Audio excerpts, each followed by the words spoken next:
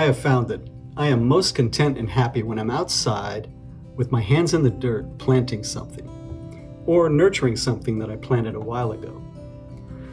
Call me a wannabe farmer. You just can't beat the feeling of usefulness and productivity and contentment that comes from digging up the dirt. And I think the great reformer Martin Luther might have felt the same way too. Listen to what he said.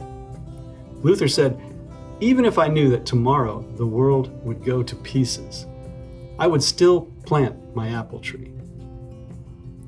Martin Luther, a man after my own heart. In reference to his quote, we all know that on some tomorrow in the not too distant future, this world will go to pieces and everything in it. Even so, our church is called and commissioned to plant apple trees today, in spite of that.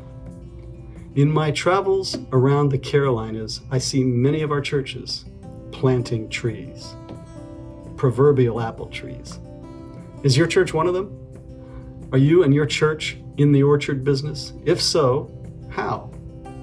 Well, here's what I see when I travel around our Carolina Conference orchard. First, I see us nurturing our children.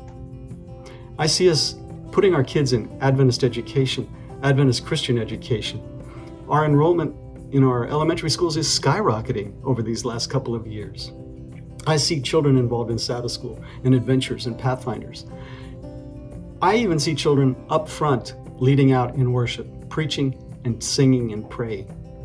What a way to build for the future, to plant an apple tree so that we'll have fruit in the future. Another thing I see is churches involved in community service, acts of compassion in the community, which leads to opportunities for evangelism in all of its forms, planting trees. I see members encouraging one another through small groups, intercessory prayer groups, where members can pray and study together, encourage one another. These groups become very evangelistic as you invite your neighbors and your friends to join. What a way to build a healthy church.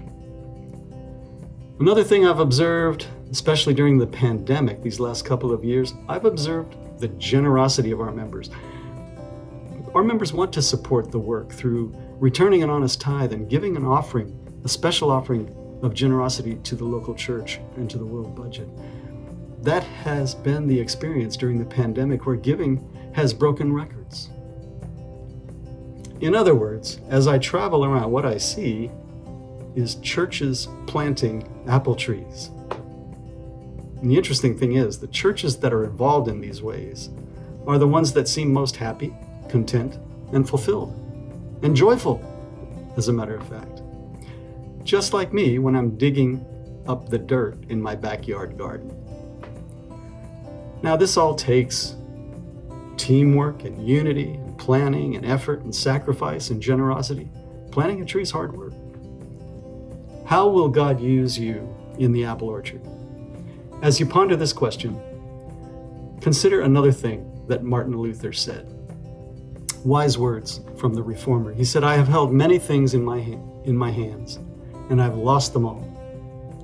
But whatever I have placed in God's hands, that I still possess." Go out and plant an apple tree.